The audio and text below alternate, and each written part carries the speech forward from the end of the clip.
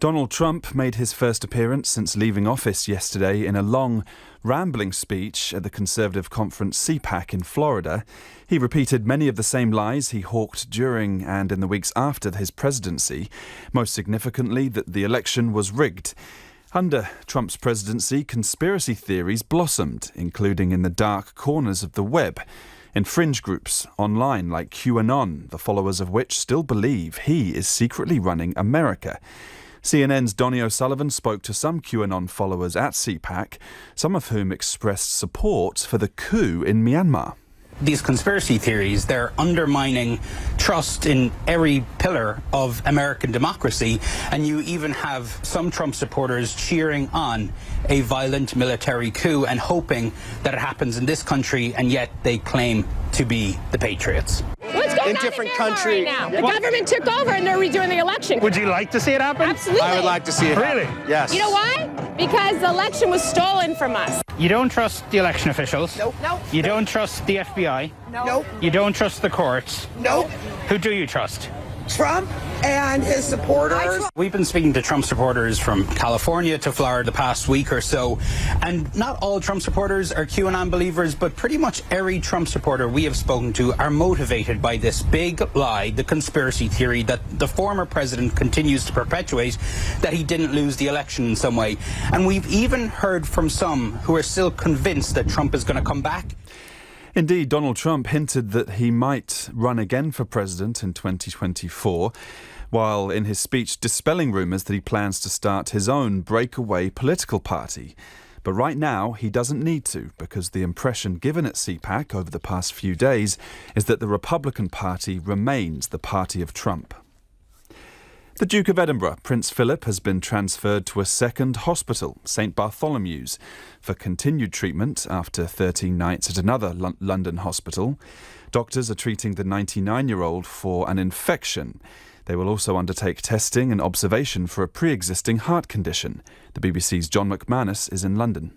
After nearly 2 weeks under observation by doctors, this was probably not the departure that Prince Philip or his family will have hoped for.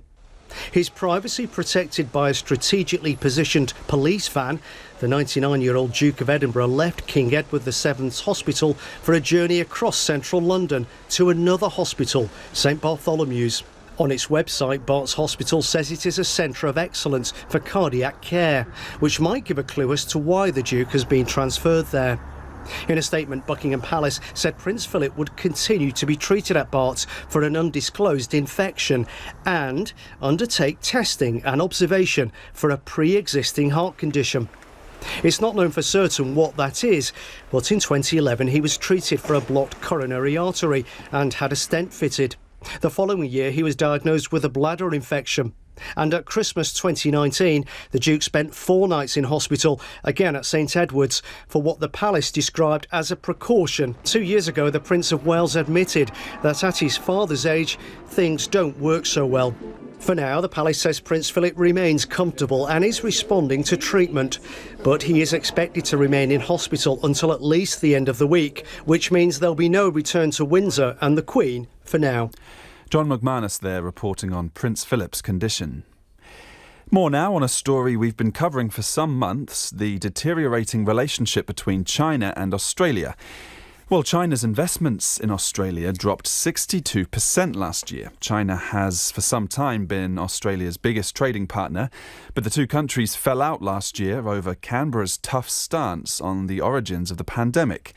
Australian winemakers have been particularly hard hit, as CNN's Angus Watson reports. 2015, Australia and China signed a free trade agreement, and Aussie winemakers are among the big winners. The removal of tariffs supercharged a growing industry. Then, following a single statement, it dried up. It's important that we learn the lessons of how this pandemic started so we could move on any future pandemic wherever it starts. That call for an inquiry into the origins of COVID-19 left a bad taste in the mouths of the Chinese government. And soon after, China hit Australian export products with blocks and huge tariffs. Number 2 diplomat in Australia, Wang Xining, said China felt like Caesar betrayed by his friend Brutus. temporary duties of up to 212% were slapped on Australian wine, and a probe opened into alleged Australian dumping of cheap product on the Chinese market. It's margins on margins. So it could be quadrupling of our price, which pretty much puts us out of the marketplace. In December 2019, Australia exported over $134 million worth of wine to China. In December 2020, just $3 million. Bruce Tyrrell says the wines from his family vineyard in the Hunter Valley north of Sydney are particularly pleasing to the Chinese palate, fruity and acidic. Just like his government in Canberra, Tyrrell believes the rising taste for Australian wine in China defies Beijing's accusation that Australia has been dumping its cheap stuff. And if we were dumping, why did the average price of our exports to China go up by 30% in 4 years? That report by CNN's Angus Watson. And finally, perhaps the most significant award handed out at the Golden Globes yesterday went to Chloe Zhao, who made history as the first Asian woman to ever win the prize for Best Director. The director of the film Nomadland, who was born in China, Ms. Zhao is only the second woman to ever win. The first was Barbara Streisand in 1984. Many online have praised her for being an inspiration for young Asian girls. This year also marked the first time more than one woman has ever been shortlisted for Best Director. And that's World Watch for today. I'm Max Toll. Marnie? Kia ora, Max. And that is Midday Report for today, Tuesday, March the 2nd. Stay with RNZ for the live COVID-19 update from the Director-General of Health, Ashley Bloomfield, shortly just after 1. We'll be back tomorrow, of course, Big Mahi to Denise Garland, Patrick Hunt and Sam Smale for our amazing show today. Nei te mihi kia koutou katoa, kia noho haumaru. RNZ News at 1, good afternoon, ko Kainwin Curtis Tierney, and we'll cross to that media briefing at the Ministry of Health as soon as it begins. The Independent Police Conduct Authority has found significant elements of bullying and a negative culture exist within the police force. 40% of police staff say they have suffered some form of bullying or harassment in the past year. 1 in 10 saying it's ongoing, sustained and targeted. The investigation comes after RNZ talked to nearly 200 current and former sworn and non-sworn police staff over the past 2.5 years, who say the police culture is toxic and bullying is rife. The authority's report takes aim at the unduly authoritarian leadership.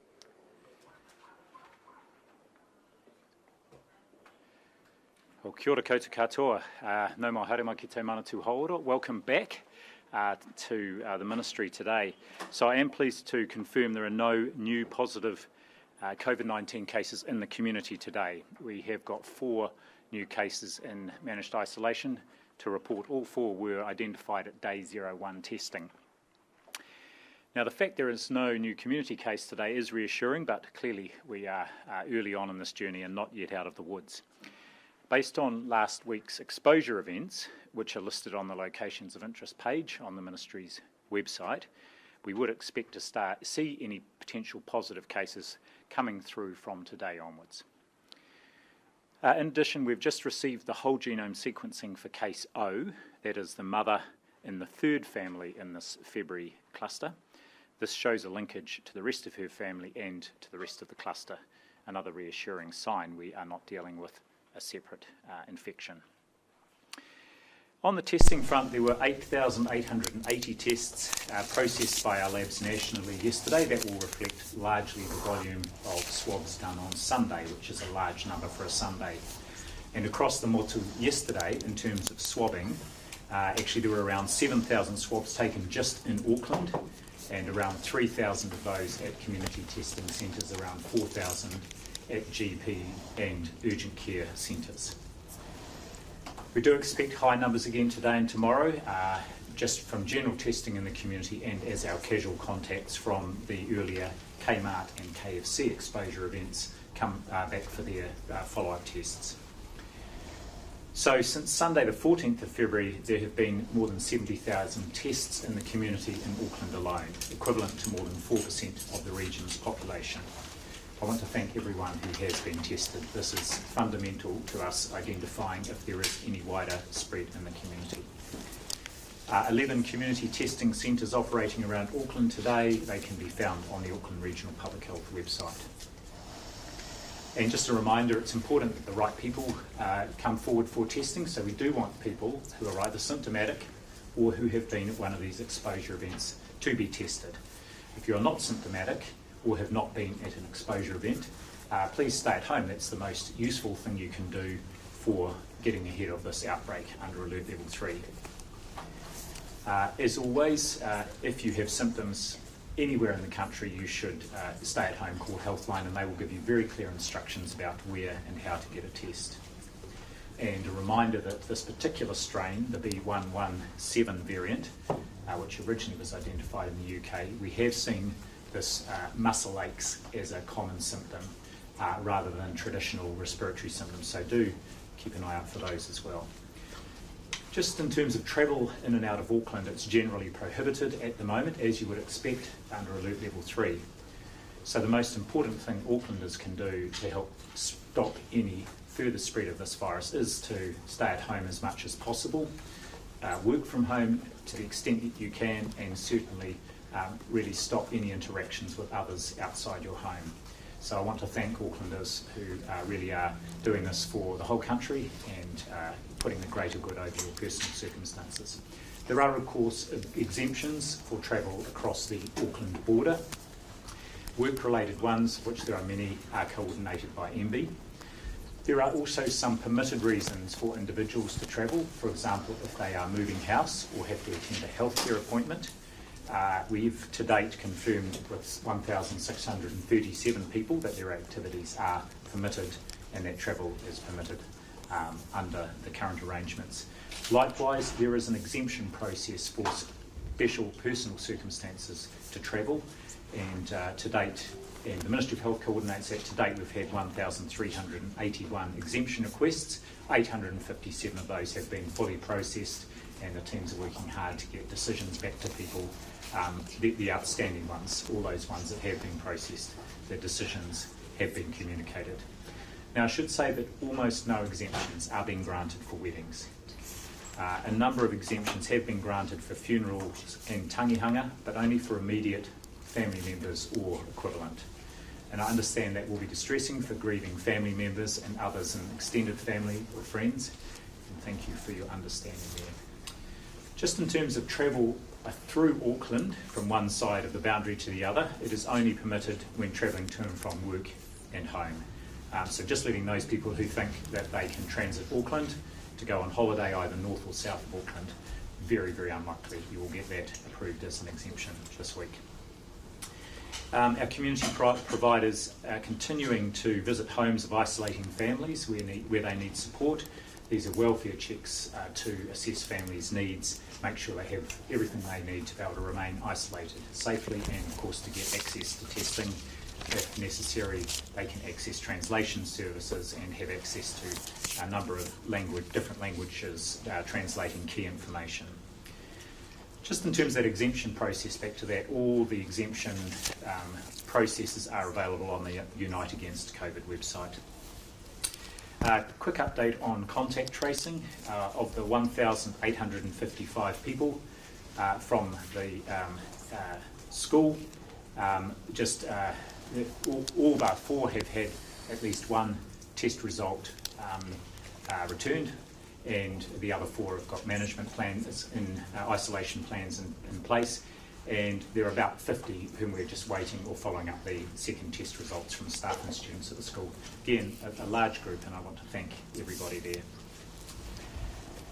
At the MIT, there are the 21 close contacts of KCM. They are all isolating and being tested, and so far the results from that testing, which is being done at the correct time, is all negative. The dates and times of interest are up on our website.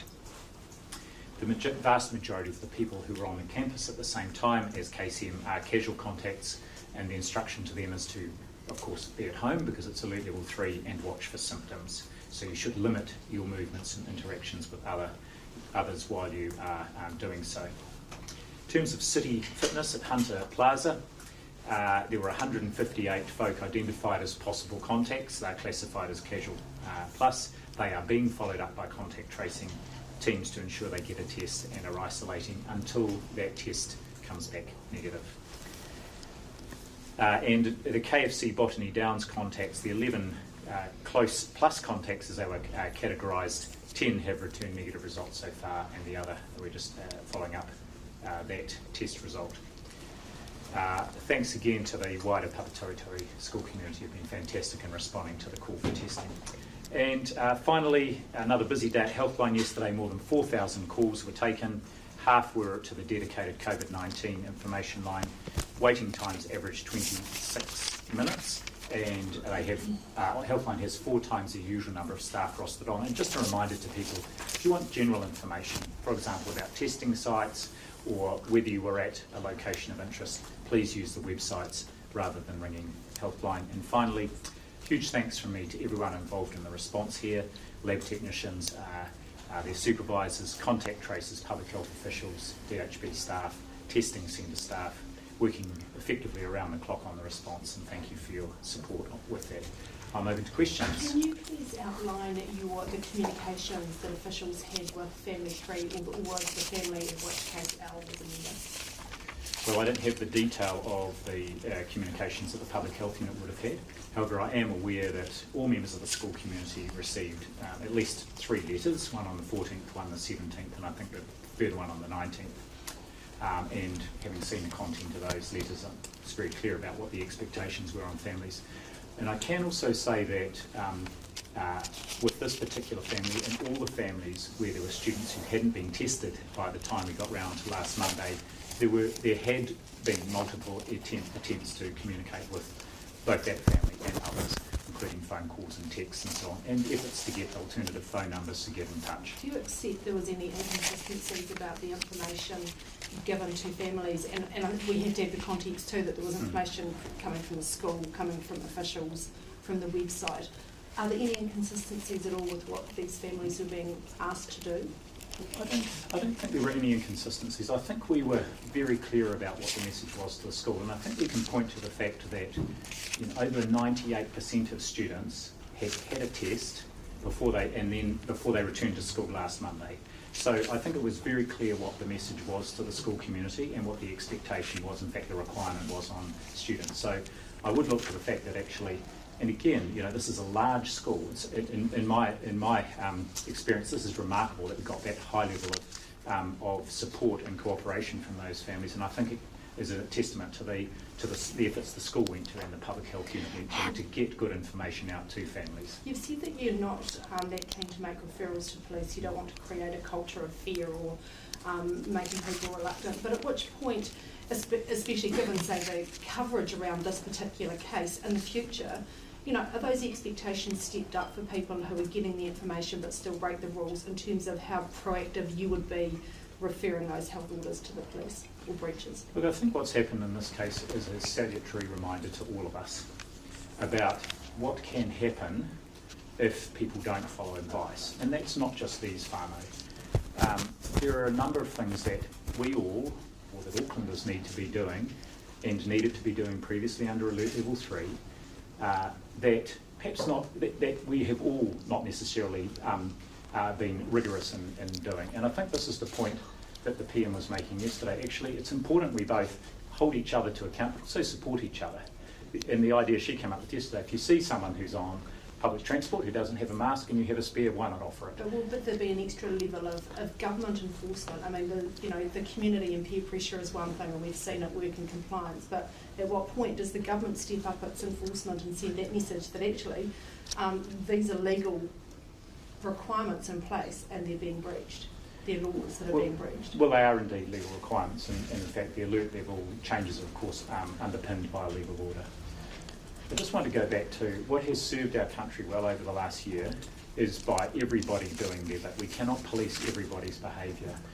And the campaign that lies behind our efforts is Unite Against COVID. It's not let the virus divide you. Okay, we actually need everybody to do their bit, and I'm still firmly of the view that that is really fundamental to our both success today and into the future. And I confirm that I would be concerned about a punitive or enforcement type approach actually deterring people from either coming forward for testing and or volunteering information. How frustrated are you that... Were there any Section 70 orders in place against any of the contacts in this cluster, be it family members of public school students, anyone, during the time when we were to level 3? So when alert level 3 came off and Auckland went into alert level 2, there was an order underpinning that. I did yes, there's a separate order that is, so when we moved from a 3.2 to a 2.1, that's a separate new order, so that's the legal basis for alert level 2 and alert level 1. The requirement on the school community was articulated in a letter, and so that's an expectation of the public health unit. From last Monday, when the school was closed again, after we found that additional case and students were asked to be retested, yes, I signed a Section 70 order that effectively was a separate legal instrument to underpin what the requirement was on the school and its community from last Monday. So do you before that there was no legal requirement for these people, for instance, self-isolate if they had been asked to or requested to generally? Well, there's a legal requirement in the sense that they had been asked to by a public health unit, and that advice and that request is from a medical officer of health who is a designated officer under the Health Act. Does that constitute a Section 70 order? Like, could you prosecute on that? Well, I'll just go back to my previous comments. We were not intending to prosecute people. But what I'm trying to get at here is whether the settings are actually in place for enforcement or legal requirement. Well, the settings were in place for our public health unit contact tracers to be calling families, for that detail to have been shared by the school with the public health unit and the contact tracers, so the families could be following up. So in a sense, they can't do that unless they have a legal basis for that. And that legal basis is from the medical officer of health being designated officers under the Health Act. So if the contact tracer calls someone and says you have to self-isolate, that's not a Section 70 order, right? That's a requirement that has been put on them. If they then don't comply with that, then the medical officer of health can require them to, and if necessary, issue a Section 70 order. So that's how it works. Given it sounds like there was a time here when there wasn't quite a legal, there wasn't strictly a legal basis for asking these people to self-isolate. I'm not saying it was unlawful to ask them to self-isolate. I'm saying that you couldn't legally enforce it. Well, there was a legal basis for it, and that legal basis is the designation of the medical officers of health under the Health Act, and that they can then ask or require people to do things as part of, in this instance, preventing further spread of a communicable disease. If a person is not complying, then they can issue a Section 70 order that can allow that person to effectively, be detained in order to comply with the direction of the medical officer of health. How frustrating is it for you that there seems to be uncertainty around the rules by some people? Oh, look, I think it's frustrating that what has happened in this instance has had such an impact, and I can understand why. I think everyone is frustrated about that. So saying, I think our messaging has been really clear about, and was clear through Alert Level 3, Alert Level 2. The vast majority of the Papatoetoe High School community, a large community, understood that message, and the vast majority of students and staff were tested because they understood that message. So I think the communication was clear. And again, just going back, this is a school of over 1,400 students and staff, and actually the cooperation, level of cooperation was, I think, remarkable, and I think we just need to point to that. Given that there were some people who said that they didn't get that message, particularly perhaps around language barriers, will you be looking at making changes to the way that you communicate in future, different languages, different platforms? Yeah, look, all the information that went out is available in a range of languages, and did go out in a range of languages. I think that there were a range of channels used, and clearly the vast majority of people, and there's a very broad ethnic representation, multi-ethnic representation in the school. So saying, we'll always look and review and see if there are things, and that's why it'd be really useful for us to talk to the families and find out. I dare say it's not uncommon for school students not to pass information on to their parents. For those of you who are parents, you may be used to finding notes in the bottom of bags, even from a young age. And so whilst the information may have been going out, for example, via text message to students, it may not have been being shared with parents. In most instances, that was fine, and students were going and be tested. We just had a gap here. and we need to see was there anything else we could have done. Can I ask you on the topic of locations of interest, can you run through for me how you make the decision on whether to make a location of interest public and when you decide to withhold that, and whether that's been done in any of these, in this Papatoe cluster, in this February cluster? Yes, we will keep a location of interest. We won't publicise that if we are confident we have been able to or can contact everybody who was there. So there's a difference between, for example, a Kmart or a KFC or a McDonald's, when there's no easy way to identify everyone was there, who was there. A medical practice where they have a record of everyone who was in perhaps the waiting room at that time, we don't necessarily need to publish that as a location of interest. And I think you might be aware, for one of these families there was a private viewing of the house, not a public viewing, and the small number of people who were there we could easily identify and speak with. Does that not rely on a really high trust model, though, that we've found in some people in this latest cluster doesn't work? Wouldn't it be better to put that information out? Isn't that a higher public interest value compared to privacy? Or how do you balance that? Yes, so not so much with the private home, but with some of the others, like Airbnb, for example. Yes, sure. I think if people we of course rely on people to identify these events in these places. And then, again, in the case of a medical practice, we can talk with the practice and find out exactly who were the people who were there, the individuals, the families who were there at that period of time, and they will have contact details for all of those people. So we don't necessarily need to make public that place. Again, I think that's different from where events or places of interest might not have been disclosed. And I'll go back to what I said yesterday. There are usually three reasons. One is people genuinely do not remember, and it takes the third or fourth inquiry. Secondly, they might remember but just not think it's material, and so they don't disclose it. And thirdly, they may be bothered or fearful that if they disclose a certain event that may have repercussions. But that is, again, the professionalism of our contact tracers. Usually over time they are able to elicit this information. In terms of the guidance for self-isolation, it's been pointed out to us that if you Google anything that has to do with that, you're brought to the Ministry of Health's self-isolation guidance page, and it hasn't been updated in 8 months. And this is the advice that you would get right now if you were to look at it today. It says that household contacts or casual contacts of cases only need to self-isolate if the close or casual contacts they live with is symptomatic. There's nothing about casual plus contacts or close plus contacts. Is that still the advice, that you don't have to self-isolate as long as the person isn't symptomatic? So that is general information, and I can see my media team down the back writing this down to make sure they have a look at that. That is general information, but of course when we're in a situation like this, where we're at an elevated alert level and there is an outbreak, then the advice becomes more specific, and that's the advice people should follow. One piece of advice I would say I've asked the team to make consistent around the country is that anybody who is having a test anywhere because they are symptomatic should isolate until they get that result back. Now, there are clearly people who are asymptomatic being tested, like our border workforce, or people who are being tested because they are casual contacts or possible close contacts. Close contacts will be isolating. Casual contacts don't necessarily need to wait for that result to come back, but the public health unit will give them specific instructions. And can you see why, I guess there's been a lot of confusion, I guess, over the last 24, 48 hours in terms of whether or not people should be self-isolating. One of the other things we've seen a lot of is people, after they get the test, they get these forms that have three things. And it's one of the boxes is supposed to be ticked on whether or not they're supposed to self-isolate. And more often than not, none of the boxes are ticked. Yes. Do these procedures need to be tightened up?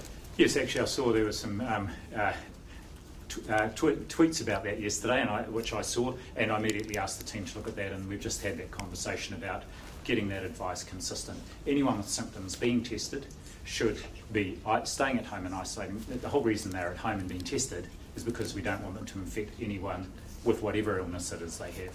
They should remain at home and isolate until they get the test result. Just back on people being fearful to reveal where they've been, what's been done to mitigate that risk, or how concerned are you? Because we've seen an example and we've seen the consequences of this. Yeah, so of course I don't know what the circumstances might have been with the family here where this wasn't initially disclosed. But I should say, with the latter case N, this information was disclosed very quickly, and that was very helpful in terms of what we were able to then do in our response and what we do this week. What I can say again is that the nature of the interaction between our public health staff and these families are very important, and they're very professional and expert at building a trust with them and, of course, supporting them. You can imagine it's a huge shock to get a diagnosis of COVID-19, and then suddenly all your entire life is exposed before the nation. So no wonder people feel somewhat stressed about that. But the fact that they do go back and keep working with whānau, look at FPOS transactions and go through all the information they can find just to elicit this information is critical to our success here. So sorry, just a follow-up question. Are there any concerns though about like a potential location as such, like maybe going to a strip club? Is that something that you're concerned about as not being put forward at all? I'm not concerned about it in this instance particularly, but so of course, overall, yeah. I mean, generally, exactly, and people may be in relationships that they don't wish to disclose to others, let alone the general public. They may have been to places that could be a cause for embarrassment. So of course, it has to be a really, really sensitive process. And again, it is a health-based process. And what we are trying to do is give people confidence that they can and should disclose information so that we can manage the pandemic. And this, again, may be another reason why we might not publicise a venue. If we are confident, we can find all the people who might have been there. Although I can say that there are no such venues involved in this particular case. I'll go another day of 0 cases, which is obviously good news. But does that are you concerned that sort of as more and more days go on with 0 cases, you may struggle to justify the lockdown or enforce it? I'm not concerned about that. I think I'm confident our thinking was good and our advice was good. We had a number of potential exposure events over a period of a week with a known infected individual, and we really, up till then, I think I know we were confident we were getting around the borders of and being able to identify the borders of this outbreak. It was clear when this further information came in over the weekend that there were too many exposure events for us to confidently know we knew where the border was without using an alert level increase. And so I'm comfortable. And it will be, of course, good if we don't get any new cases. The important thing here is we need to and want to identify any new cases so we can follow those up promptly as well. The just jumping back to case, our parents don't have English as their first language, which we spoke about earlier. They say they didn't get the message. So in that circumstance, why don't you go and knock on their door and get that message across face to face? So there were a number of attempts to contact the family through different approaches, email and phone and text, I know. And remembering that just when that student in that family was tested was the Monday, that was quite a way down the track, and the day that most of the school who had been tested went back to school, and that student was symptomatic and then went and got tested. As it transpires, she had been symptomatic for a few days. And so again, I think the message out to the school community, the reason the students weren't at school was quite clear.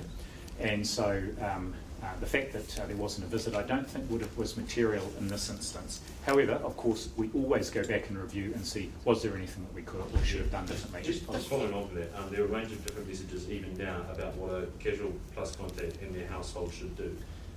Is that a problem? I don't think it's a problem, because if people are in a household where there is a casual plus or a close contact, the public health unit staff will be in contact with them and will be giving them very clear instructions. And I just emphasise to people, follow those instructions. Don't worry too much about what the definition might be. The public health unit will give clear instructions. Has anything actually fundamentally changed with this latest outbreak? Or is it more of a case of, say, the luck has run out? Because if you think about people not doing what they were meant to have done, that's more than likely happened previously in other clusters, and it just so happens that in this case there was someone who tested positive. So is it just that the luck has run out here? Oh, I don't think the luck's run out, and you probably heard me say we can't afford to rely on luck with these with these situations. And it always amuses me when I hear people say, oh, it's all a basis of luck. Actually, we don't leave anything to luck or just being fortunate. Yes, you could argue that the fact that we had tested 98% of the casual plus contacts at the school, and it was one of the ones that hadn't been tested and who had been symptomatic for some days, was, you could call that bad luck. I prefer not to call it bad luck. The important thing was we had a safety net in place, which was you cannot go back to school unless you have a test. So the person was tested, we got the result, and then we're able to act accordingly. We're not taking any chances here. We're not leaving anything to luck. That's why we gave the advice about the alert level increase and why we're continuing to work closely with the whānau to get around the edges of this one, down the back. Are you pleasantly surprised that this hasn't been as transmissible as you feared at the beginning? You mean this variant in particular? This variant. Yeah. Well, it's been interesting because what we've seen is high rates of transmission between the families, virtually within families. Virtually every family member being infected. But then outside of the families, it's quite unpredictable. So only one classmate of the original student, no one else outside the families, and then one of over 1,200 other students at the school. Just one was infected by that original case. So it's that, I guess it's that unpredictability, and our sense that with this virus, the airborne transmission with this variant may be more of an issue, and that's why we're again being quite cautious, and that underlay some of our advice around the alert level change. On vaccines, has there been a hold up with the vaccine awareness campaign? I think it was supposed to begin rolling out mid-February. There hasn't been a hold up, but it's just ready. It's all ready to go, and we're just waiting to get that underway. But as you're aware, the first phase is with our border and MIQ workforce and their families, and that's going well. So, but the awareness campaign wasn't meant to start in February? I'd have to come back to you on that, actually. I just haven't got the date in my mind exactly. But there's no delays? There's no specific delay or reason for a delay. Just following up on the case of the KFC worker, surely after 15 texts or calls, you'd think that health officials would go, actually, we should go visit them in person, isn't you? Well, remember that the school and our public health teams were following up hundreds, over 1,000 casual plus contacts, and our contact tracing team here was doing that as well. And we had seen really high responsiveness and levels of testing from the community. We were in that position, especially because it had got to the point where the school had reopened. There was a small number of students left who hadn't been tested. That's the point. We couldn't go back to school when we would have started visiting. And this person, again, had been symptomatic for some time, and I think the instructions around what to do, or for a few days to do if you're symptomatic, were also clear. Do you think it was an oversight that there were sort of 15 calls and texts and nothing was done? But it may have been an oversight, and that's why we will go back and review and see, is there something more we could do, or what can we learn from this incident? The 4 cases that haven't been tested at Papatoetoe, are they unable or unwilling to be tested? You said they're in isolation. What's the situation? The only ones who haven't been tested, my understanding is they just weren't willing to take a test, but they've got a management plan in place. And remembering their exposure would have been right back on the 10th of February, that exposure event, because they wouldn't have got back to school last Monday. So we're now, probably 20 days after that initial exposure. So they're refusing to have a test and will be in isolation for 2 weeks before they're allowed to go back to school? The public health unit will be working with them to determine when they are able to go back to school or indeed leave isolation. Is it disappointing that you have people refusing to be tested in a school that's had active infections? I'm not disappointed. I mean, I was actually, again, quite surprised it was just such a small number. We know there are people across the community who are not willing to be tested, and we see some come through our managed isolation facilities, some quite recent ones. So there are people who don't want to be tested. The good thing here is they haven't been back to school and they have been isolating with support. Are they all students or are they staff as well? Do you know? I understand they're all students. And on the source of, going back to the source of this infection, so what is the leading theory as to what happened here and how it got in? So we've got some what appear to be equally unlikely sort of source investigations. We still think some sort of introduction through the mother's work at the Auckland Airport precinct is the most likely. But one thing that's a little bit that maybe speaks against that is that the girl in that family, the daughter, seemed to have her symptom onset slightly before the mother's. So that it's not impossible, but that's one thing. there is also we were looking back to a case right back in December at one of the managed isolation facilities. It had a similar-ish genome sequence for this B117, but we've tried hard to see if there's an epidemiological link between that case and these latest cases, almost 6 weeks later, without any evidence of community spread. That seems also very unlikely. So we're still puzzled about that, but we haven't stopped yet. Just on MIQ, what's been done to stop people breaching their bubbles? And just secondly on that, are you confident there's enough adequate PPE for guests and staff at MIQ? I'm very confident on the latter. I haven't had any feedback that there is a shortage of PPE. We have very good stocks of PPE in the country. We have recently, of course, widened the use of N95 masks within MIQ, just as part of our protocol follow-up since in response to the B117 variant. And then I think the original question was keeping people in bubbles. Yeah, so one of the things we've done off the back of the Pullman Hotel experience was basically greatly limited the amount of time people spend out of their rooms. So there are very specific reasons they need to be booked, they need to be escorted, rather than people being able to come out for reasons other than very specific ones like exercise, or if people are smokers, to go outside at a specific time, or to get their health check or swabbing. And just following on, just regarding contact tracing, recent ministry data shows we're still not hitting the 80% target for contacting people within 4 days. For non-Māori, it's as low as 52%. So why aren't we hitting that 80% mark, 12 months into a pandemic?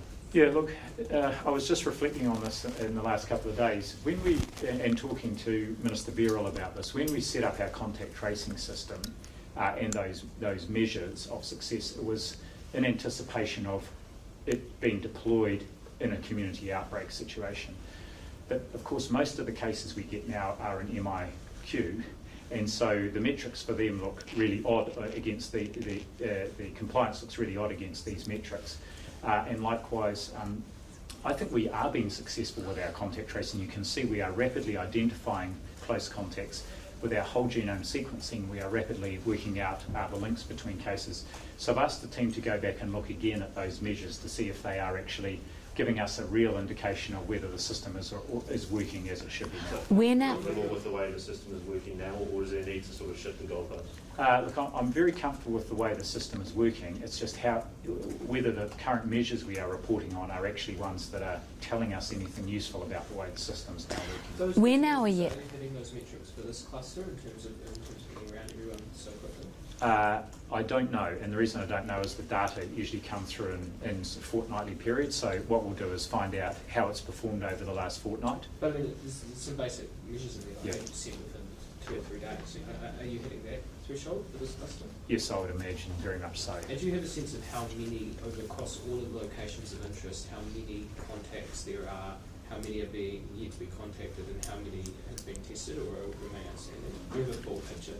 Yes, I have a very full picture. I'm sorry I don't have that in my head, but what I would say is you'll remember for up until, right through last week, we had sort of broadened the definitions to capture actually over 2,000 close and casual plus contacts. And those were all being followed up with the daily phone calls and symptom checks and requiring day 5 and day 12 tests. So there were several thousand people being followed up as if they were close contacts. And that we were keeping ahead of that, which was good. Probably, just really keeping ahead of that and delegating that work out to public health units and our national contact tracing. Where 7,000 contacts all up. Yes. We're now a year on from our first positive COVID case, and it's been 4 months since the Simpson-Roach report. In one of the recommendations was making saliva testing common use as soon as possible. Why isn't it commonly used for us now? We've just hit March. It's not commonly used because it's not yet clear how we would use it in our current response. We've got really good nasopharyngeal swabbing and PCR testing capacity. We know that's the most sensitive test, and in the situation we are in with a very, very low likelihood of a case in our border workforce or even out in the community, we want to be using our best possible test, and so that's the one we use. Isn't it more, don't you have to take into account though that it would be much more comfortable for people to use the saliva test rather than the nasal test? Oh yes, absolutely, no doubt. And that's why we're doing the trial of the saliva testing in our amongst staff in our quarantine facilities. It's voluntary, and we will get some information from that about acceptability, accuracy, I hope accuracy, and then whether it's possible to deploy that or useful to deploy that as part of our current. But you don't have any plans at this stage to use it commonly because you just don't see how it could fit? That's right, and the same with the rapid antigen testing. So again, because of the situation we're in, we want to give ourselves every best chance of finding every case. We're not in a situation where there is widespread community, obviously widespread community infection, and that's the place to use rapid antigen testing or saliva testing more as a surveillance mechanism. Here we're using our best test to screen people to find have they got the disease or not. Just back onto contact tracing, do you know off the top of your head how many locations of interest were withheld for this cluster, and has there also been any consideration into making people who have COVID, making it mandatory to give their bank statements or their Google Maps histories to contact tracers? In fact, that happens already, just to your second point. So contact tracers work with cases to go through all of any information they've got, including bank statements and so on, shopping receipts, whatever it might be. If they've been to work, card information, bus cards. So I don't know, that we snap a card here in Wellington. I think there's an equivalent in Auckland. So all that information is used, and people are usually very good at volunteering that information. In this particular case, there's just it's not that locations of interest haven't been disclosed. They have been disclosed or talked about, but just not specifically identified where there was no need to do that. And just on those cases where you've decided not to publicise the location of interest, do you know how many were withheld in this recent cluster? Yes, so just in that recent cluster, the only location of interest that was where the address or the name of the place was withheld was the medical practice, which Case C visited and was in the waiting room, and all the people there were able to be identified as were the staff. And so that's the only one in this particular outbreak. So in previous outbreaks, has it been a common practice to withhold places of interest? Based on, because you were talking about a health response fallback, that might be embarrassing to people or whatever else? Not at all. In fact, I can't think of one. And in this case, we did disclose that there had been a medical practice, but just not the specific name of that practice. But there were a number of cases in the Northland cluster that weren't disclosed, a number of places that weren't disclosed. Can you recall one? If they weren't disclosed, I'm a bit puzzled as to how that would be known. But what I can say is, if it's a place where the public have been, and there may be, for example, an Airbnb where someone has gone and the only people they met were the owners, and that's a very contained interaction, then we wouldn't necessarily publicise that. But I actually can't even remember any in the Northland outbreak off the top of my head. But happy to go back and have a look at that. Okay. Just put it this way: it's not common practice for us to not disclose locations, and as you'll have seen over time, we've tried to do that more and more rapidly. So it's very, very in time. Just quickly, one back on the sort of language barriers. Are South East Asian communities understanding the COVID messages, and how do you know? And if they're not, what changes could you make? That's a pretty broad question. I'll just go back to a couple of points I made. One is we do translate all the essential information, and we work hard to make sure it's translated into a range of languages. Second, yes, you've made a good point here where we have got, in this particular outbreak, people not from our Māori or Pacifica community where we have quite good, our public health units have quite good contacts. They have Māori and Pacifica providers. They've got good contacts through community leaders. So one of the things I'm wanting to do with the team is go back and see, are there ways we need to develop and strengthen the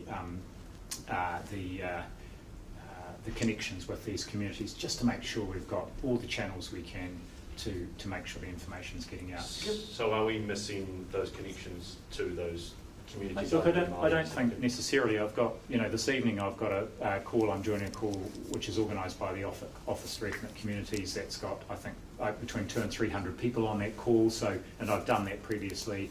So we do have a program of trying to get out to these communities. This one will be in particular around the vaccination campaign. So we do have these networks we use, but I guess in this instance, it's worth us just going and seeing for our public health teams on the ground, are there other things we could be doing? Maybe 2 or 3 more questions. Given your confidence in the Ministry's communication with these families, would you be comfortable releasing the correspondence, or at least a timeline of what information was relayed when? To this specific family? Well, to the school families. Look, my understanding is that the letters that went out from the school to the wider school community are already public. But if they're not, I don't see any problem with making those available. And the timeline of when they were sent, etc. Yes, the dates they were sent, they'll have a date on them. Yep, that's fine. And I should say, just to go back to your point, I'm confident we were doing a good job, but of course we always go back and review and see, was there anything we could have done better and how could we improve it? In regards to the 15 texts or calls to the KFC worker, do you know of any other situations where families or people were contacted upwards of 15 times but by luck of the draw didn't test positive for COVID? I don't off the top of my head, no. Sorry. Just a couple quick I'll take 2 more. No, mine's stupid. Case L, a sibling of a student or also a student at Papatoetoe High School? Case L. So Case L is an older sibling of 2 Papatoetoe High School students. The younger one was the one who was the infected one. It was a casual plus contact, and then there was another sibling who had also been at school but had then actually left school to take up a job. And do you have an update for how many people as of today have had the COVID-19 vaccine in New Zealand? There will be announcements about that tomorrow. My stupid question. So it's been mooted that we need to be using different forms of media to reach new audiences, including TikTok. Would you get amongst to see TikTok? Is that a stupid question? Because of course we don't need anything other than the main media channels to get information. It's a lighter question. Okay, it's a lighter question. I'm not personally planning to either open a TikTok account nor make an appearance on TikTok. I should say our team is we've got a dedicated team around social media channels, and I should say that this time last year we didn't even have a Facebook page for the Ministry of Health, and we now have huge numbers of followers and people that are actually, I think, looking at that content and use it to help inform.